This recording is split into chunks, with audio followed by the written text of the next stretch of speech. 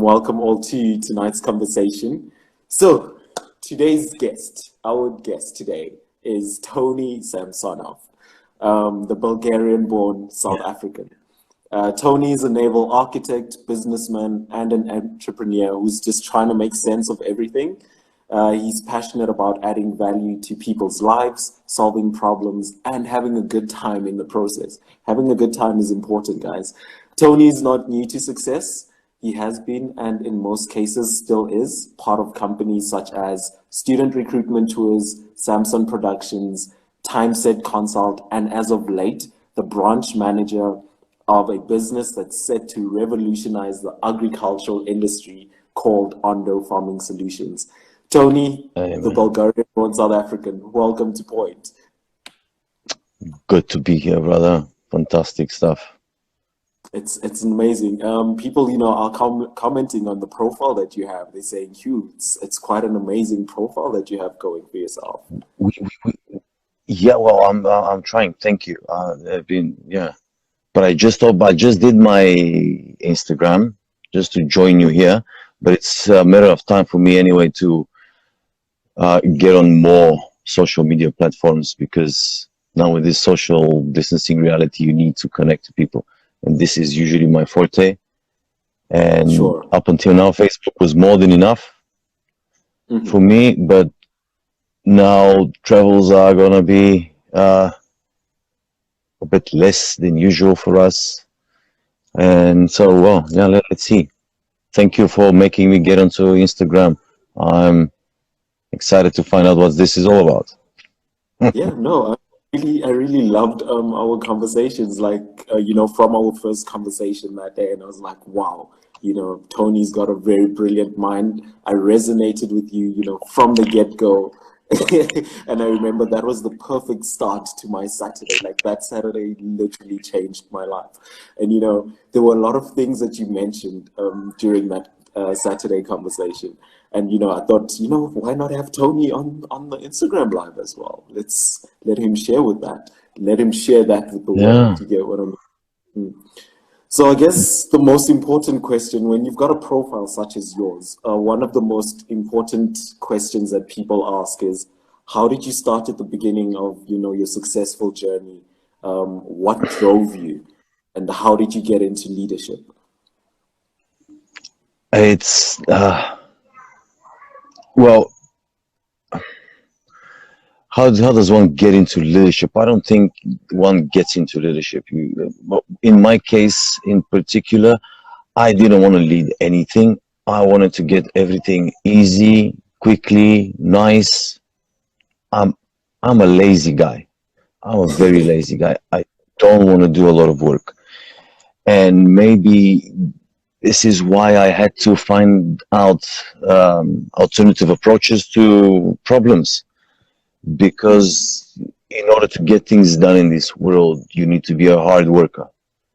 Because nothing you get is going to come from sitting around doing nothing. You get those characters, but they're the exception of the rule. I know personally quite a few of them. Guys that will just sit around and everything will just come to them. You do get them, but they're not always. And I think it's an exception to the rule. So for me, I started working for people, but I never made compromises with my value system. If I'm doing a certain job, it needs to be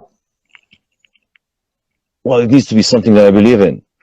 And I've had a stint of time in positions that I didn't like, that the job that we were doing was not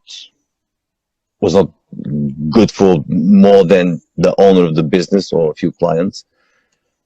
And and at one point I decided that I'm not going to look for my magic leader, for the guy that would know how that everything is going to be safe, and he's going to tell me, okay, you're going to wake up today and do this and that, and I'm going to like it. So I had to become that guy, and I had to look at the solutions to the problems, and gradually people started to agree with me. I did a lot of mistakes on the way. I failed a lot of people. I've lost a lot of money. It you make a lot of mistakes. But if you do it with a clean heart and the intentions are good, people tend to forgive you and give you another chance. And once you get that second and third and fourth chance, things sooner or later You happen. know, I really love everything that you've said so far, because I mean, without even telling people what the topic of today's conversation was, you've already touched on these things, like, your privilege Oh, and did I really? personal responsibility. Um, a lot of people, try to leverage off privilege. They said, oh, I'm privileged, so, certain things are just going to come my way. I don't need to take that personal responsibility and step out, and do things, get things done. Oh, And I loved, how you put it. You said, you understood that you don't deserve anything, you've got to work for it, and you put in the work. And the very nice thing that you've mentioned was your value system. Doing things but not compromising on your value system. I think that would be very fascinating to hear. um, it's something that I was able to distinguish lately in my life when I got educated in those topics. Because back when you're a child, you and somebody wants you to do something, and you don't like it, and you start crying and fussing and fighting that system. This is in a way you protecting your value system, your values, but you don't know what exactly you're doing. You just know that you're not doing something that you don't like. So lately, I was able to distinguish uh, that I would not spend a lot of time in an uncomfortable situation if that wasn't, if it didn't show to me that this is worth doing. This suffering is worth suffering because at the end result, it's going to be something positive. It has to count And for because many people would stick in a position in an uncomfortable life, in a awful position for them, and they would just sit there and take it and change nothing. something. I For a lot of time I was thinking that I'm a person that runs away from problems, that as soon as it gets hard just gonna pack up shop and leave, and that's it. But later I was able to notice that that's not just a running away. When I see an obstacle, I'll sit there and I'll hit my head in the wall if I know that from the other side of the wall it's something fun. So Sure. I'll get bloody. I'll sit in well, sometimes in order to survive, you need to sit in a comfortable situation forever and ever. Otherwise, there's no going on. But yeah, it's that privilege mentality, because I also come from a community, from family that was robbed out of everything they had. Hmm. Because where I come from, we had it good before the communist era. Well, we had it good. Nice life. There were successful people. My grandparents, before the Second World War in Europe, there were successful people who were running businesses, and money was good. After the communist regime came, we were brought. My parents were and my grandparents were brought to slave state. They became literally from bosses slaves. Jeez. And as my parents started to grow up, they knew that they're a victim, because they grew up with a victim mentality, because they were born into rich families, and now those families are destroyed. And I myself was raised up with the mentality that, oh my God, these bad people took everything from me and from my Mm. family, and this is why now I have to wear old clothes because I don't have money for the news. And little things like that which don't really matter. If you've got the people around you that you love and you are fed today, this is all you need. Everything else is luxury. And Mm.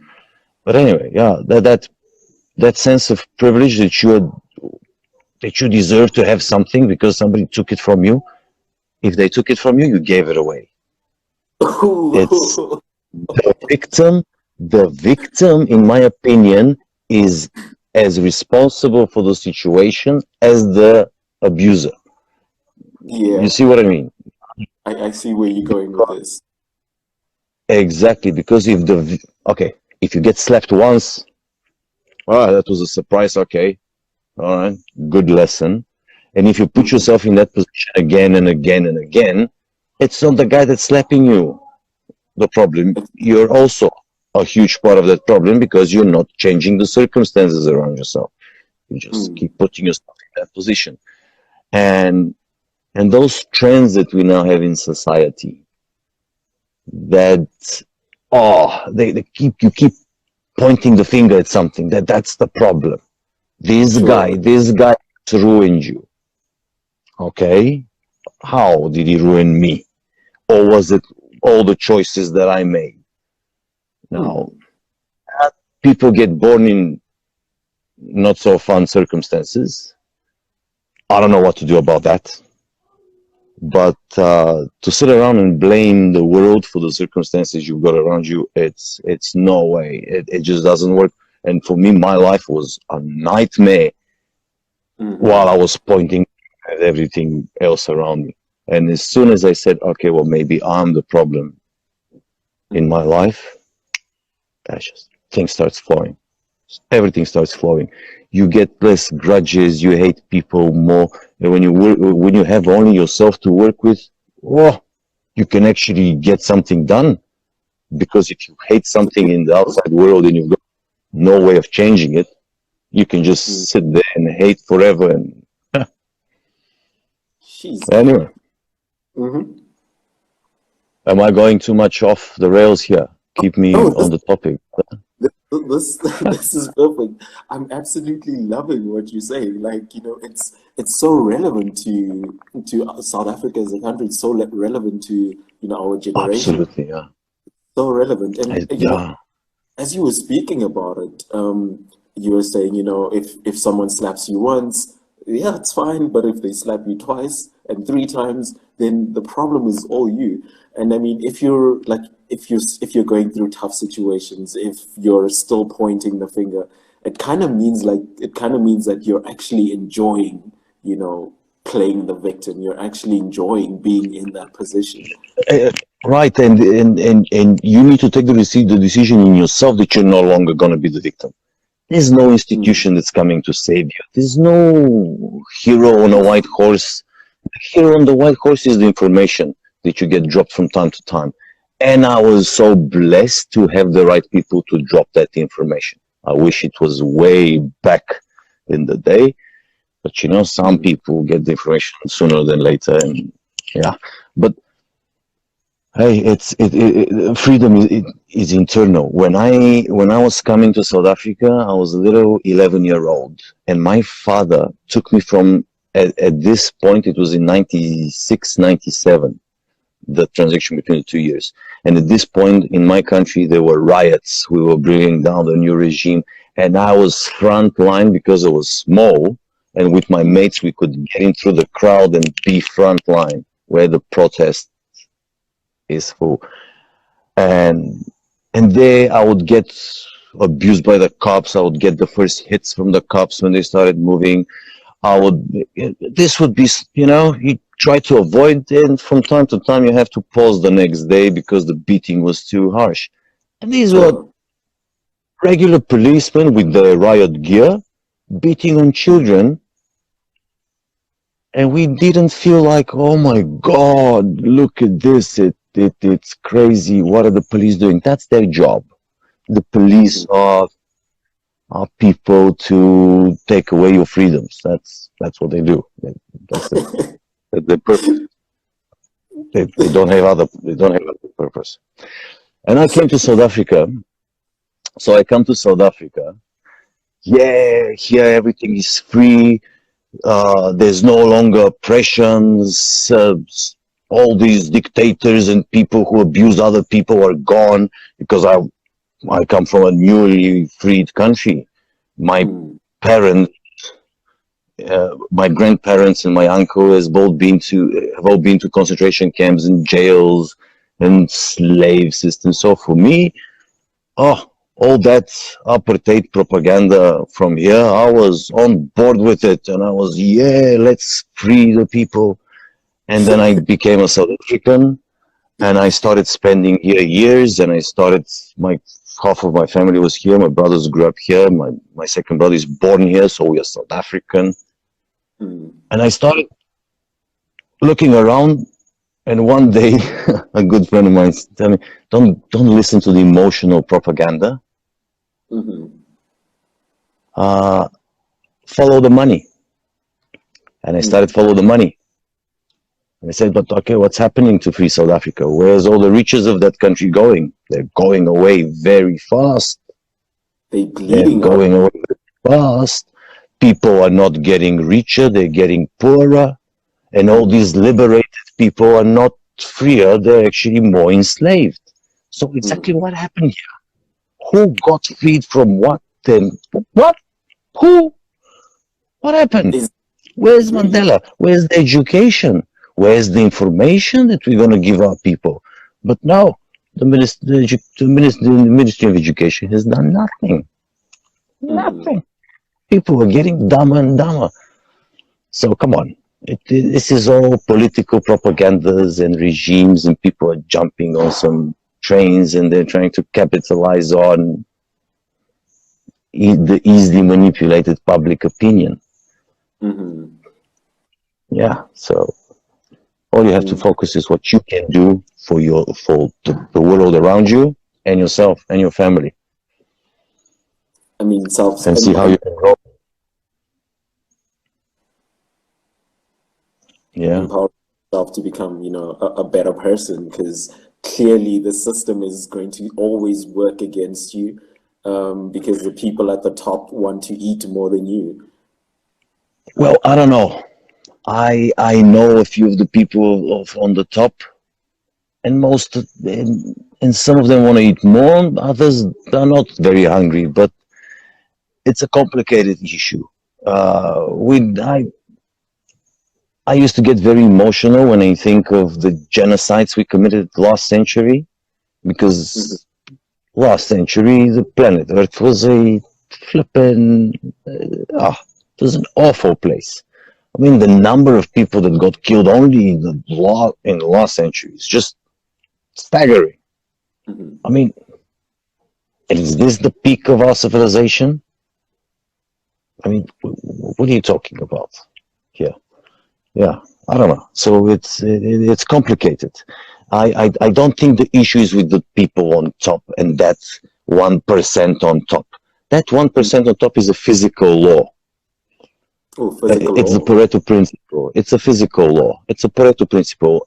In the cosmos, if you get a huge star with a lot of gravity, it pulls in a lot of other stars, and it gets massive and massive, and it gets more and more. And this is how things happen.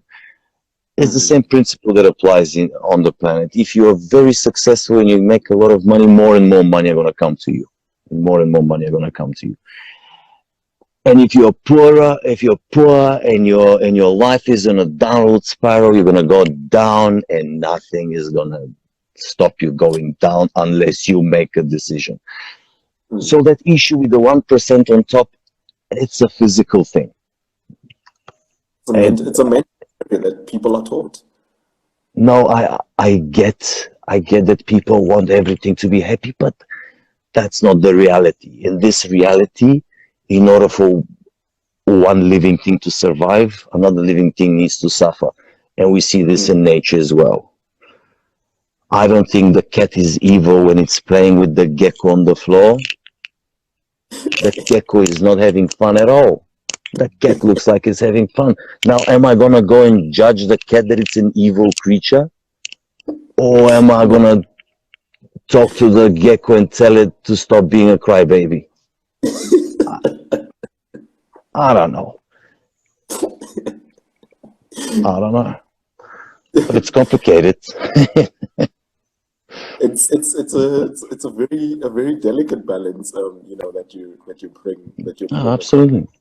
Um, and you know, there's just this comment that was made, the power of choice. I think I love that because it's very relevant to what I'm about to say now, which is, you know, like you've mentioned, using the cat and the gecko, it's just a choice as to how much are you willing to suffer in that situation. You know, there Mm, are circumstances that, you know, will be out of your control. Like for example, if the cat at the top is trying to play with you, well, man, you just gotta go with it and try and make the most of it.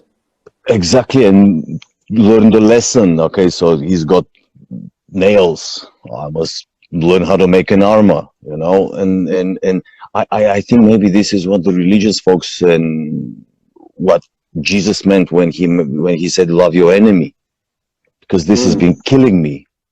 When I first heard it, I said, "What? What? My enemy? They've killed mm, and executed and they've tortured so many people, and I must love them. What the hell is that about?"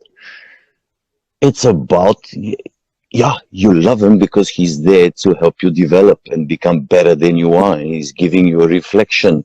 He's giving you an obstacle to say, all right, what you gonna do about that now? It doesn't make mm, sense.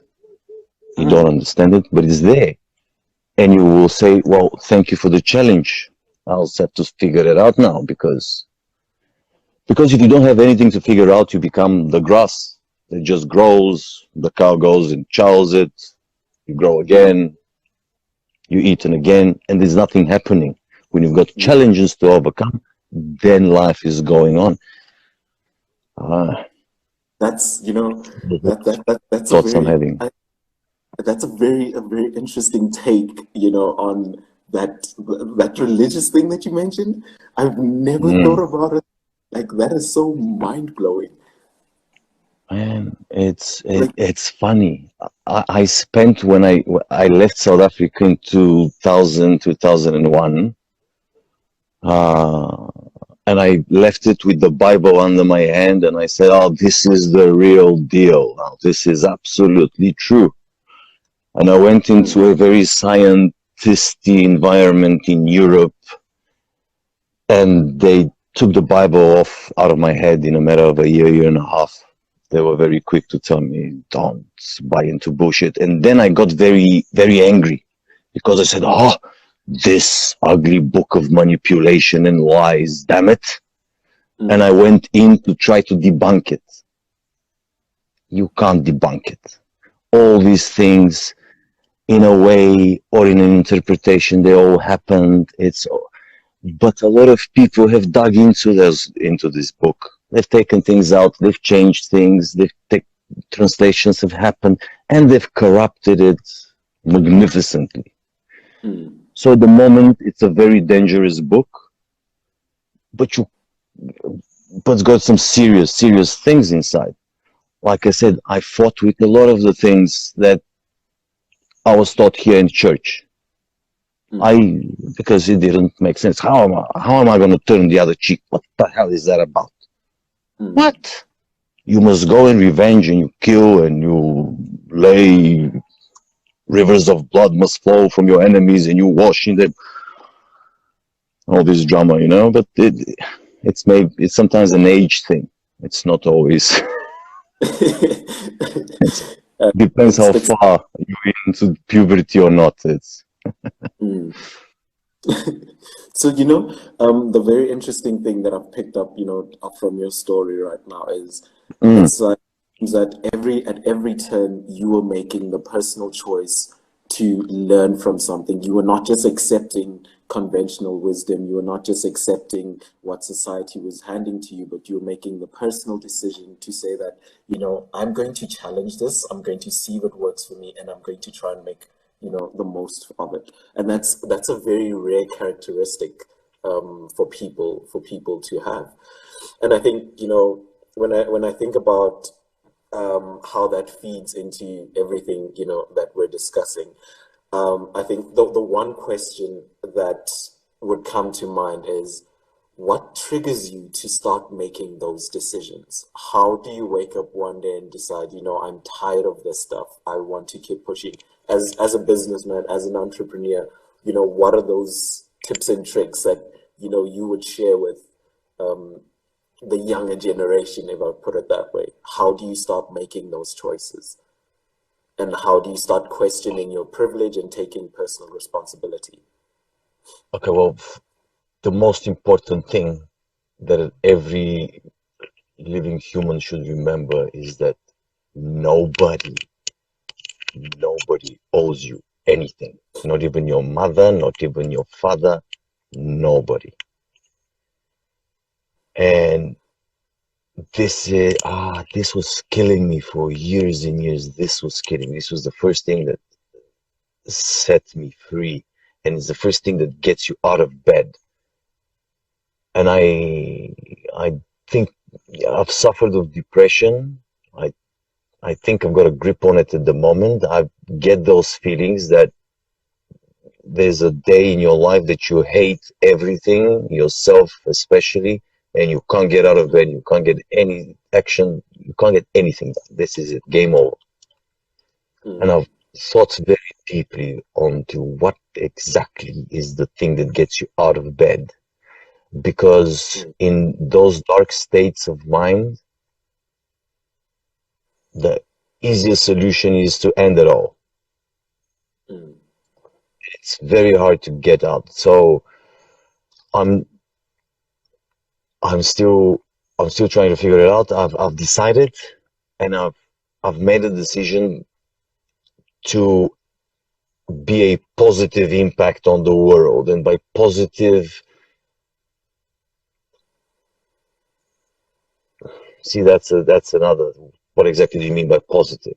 When exactly mm, do you make the judgment? Oh, this was positive. mm, According to who? According to what? How do you make those judgments?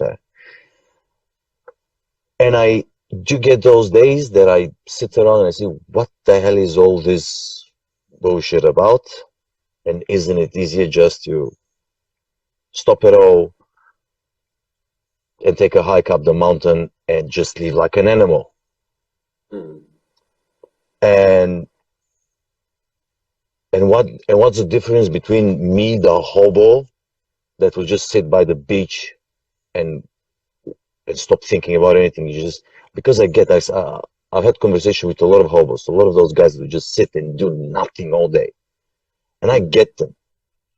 This is their way of saying I'm free and I'm gonna execute my choices. And my choice is to sit here and just sit here.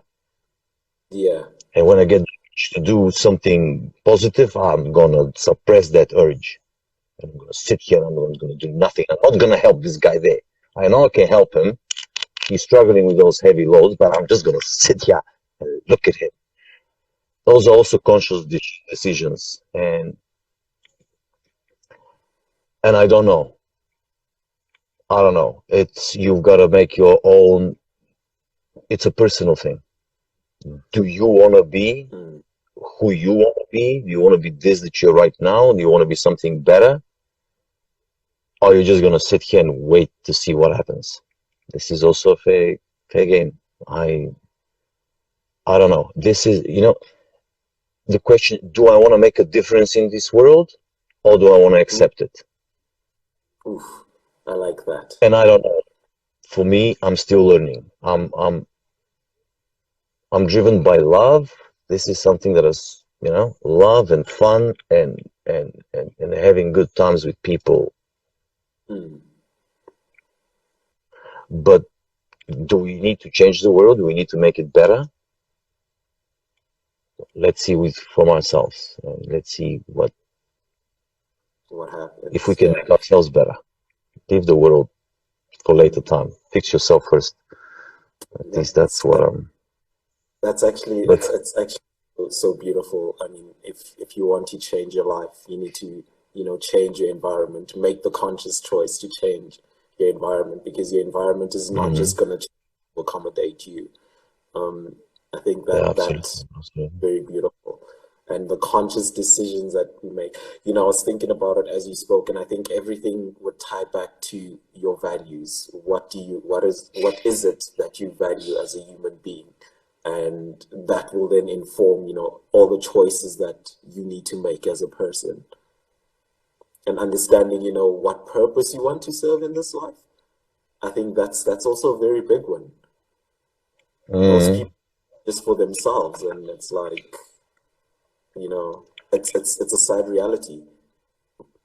It's that purpose, and for me, when I was able to narrow it down and say, okay, I'm going to be a servant of love. This is it. The actions that I will be taking from now on are going to be led by my reasoning to love, add value, nurture Mm, people. Well, nurture people. You don't nurture people. Just support people. mm. Because I've got it in my moral code. If you can help, help. But if you can't, don't get in the way. Oof. It's yeah. If you can't help, just stay aside. Just know when to say no. Because there are a lot of people that even though they can't help, they try, and they They don't try. realize how their help is actually bringing things down in a major way. For example, when your child has fallen from the tree and it's down rolling, maybe leave it there. Maybe leave him and wait for him to stand up on its own and make sure that knows how to get up and get going again. Mm, And I've seen it, and I've seen these mistakes made with my personal, with close families. The mm, one family starts raising the child. Oh my God, this is a ball of glass, and I'm gonna protect it, and I'm gonna give it everything that it wants, and I'm gonna make sure nothing happens to it. And mm, this child barely survives when it mm, hits puberty and it grows up and it starts to become an adult. They don't make it. They mm, don't make it. It's it's the children that have been pushed, not helped all the time. You always mm, help when it's about to fall and die. And the rest, you just let them struggle. You let them struggle. And this is why one of the people that I most love in my life is a guy who's always been there to give me advice and never money. And I went to him for money so many times. He has a lot. He has a lot. And all my needs, he'll just give me, he won't even notice that the money are gone an hour ago. And he never gave me the money. Never. No matter how small the sum was, no matter how stupid the need was, he never gave me money. And I hated him, but I didn't understand why he would be such an asshole. It it's ridiculous. He's gonna solve so many of my problems right now. He won't even mm, feel it, and he's mm, not doing it. mm, What an awful human. And then when I solve those problems on myself, now I love him. And now I thank you for not giving me those money, mm, the resources when I asked. But he mm, always, because he knew that this time he can't help me. I've got an issue here with my mentality, with my approach to things. And if he gives me money, he's not going to help me at all. mm. He's going to make me even worse, right? So his help Well, was pull back and say, your issue is not money. Your issue is the way you're thinking. So go away, you're thinking first. right? And, Because yeah. later on, my issue became money and not my thinking. He gave me no problem, immediate. But I Mm, said, but why are you giving it to me now on such a stupid move? He says, yeah, but you know it's a stupid move. Back then, you thought it was something smart. yeah. So yeah, it's it. Yeah, some people get lucky, I've unfortunately I'm one of the lucky ones who had some fantastic people around me, and I had some fantastic lessons. And even though I had all these fantastic people, and they were telling me straight in my eyes when I was a little child, do this, it's much better. Mm, I wouldn't listen, and I would have to do all the mistakes again and again And I mean, you learned It is that's how very you. stupid. It's very stupid. People are very stupid, and you need to know how stupid you are before you start learning. Because if you think that you're stupid, if you think that you're smart, you are lost. You're gone. That's it. Game over. But if you know that you're stupid and you've got issues and you know where to look for your problem, because for example, I can't work with money. I'm awful with money. It's And that's something why that I've got a very smart people around me that are good with money, and all the money decisions are to them Mhm. because I'm awful. And while I was making the money decisions, ooh, things were going down very quickly, very quickly. So you have to pick your strengths, adjust them. Yeah. Did You've we? got Whew. yourself. Yeah, man. I think Tony, your story's been very, very beautiful today. A lot of life lessons. It's really amazing. Like, every time I have a conversation with you, it's so amazing. I'm really glad that I met you this year. Hey, like Stop it's it. been No, it has been no, an we. amazing journey. And yeah, I think you've been very insightful tonight. A lot of people, I've learned so much from you in terms of, understanding your privilege, understanding where it's time to draw the line between just sitting back and taking, personal responsibility, understanding yourself, knowing when you're stupid, when you're an idiot, and you need to stop making the right choices and, start making those right Yeah. choices. So we're almost out of time. So in closing, what final message would you give to anyone that has joined today? Your Guys, final message. yeah, well, we need to keep consciously knowing that the only thing we need to compare ourselves to is ourselves yesterday and nobody else. It's very important that we know that nobody owes us anything, and it's all up to us what we're going to make out of this life. Mhm.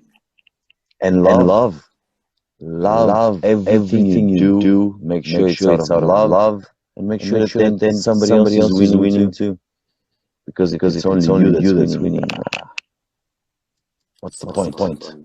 Everybody needs to win, and that's where we need to take our civilization after this stupid pandemic, whatever thing that's going on right now. This is where we need to come out. Mm. On the other side, know that everything we do, we do it with the conscious choice that we want everybody to win, Mm. even our enemy, even the corrupt governments. Mm. Even if we decide to put the governments in jail, let's jail them in an ocean resort on the side of the beach. Let's give them access to the internet. Keep them there. Don't give them any power. Keep them there. Feed them. Give them internet and educate them. Because everybody evil doer, it's an evil doer because of lack of education. Mhm. Nothing else. That's a beautiful one. Because So, yeah, that's that's it. that's amazing final thought, Tony. I mean, you ended off Mic dropping. you just skyrocketed. So yeah, I think before those also just see anyone has any questions, that they'd like to ask you. We've got Lauren and Laura here. Laura, do you have any questions you'd like to ask? Oh, wait. Hey, Clayman went away. Oh, wow. I see we got here. Oh, there we go. There's so many options on this Instagram, but I'm just fitting it out. Okay. Okay. Yeah. I think we're all good for today, Tony. Anyone who has questions, put it in there. We can Yeah. And we'll maybe talk.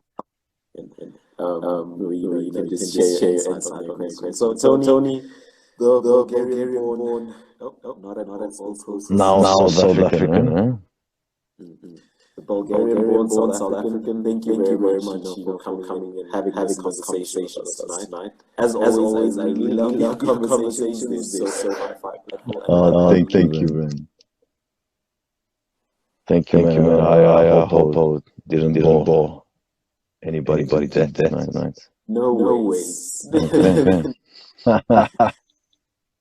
Thanks again, All right, my brother.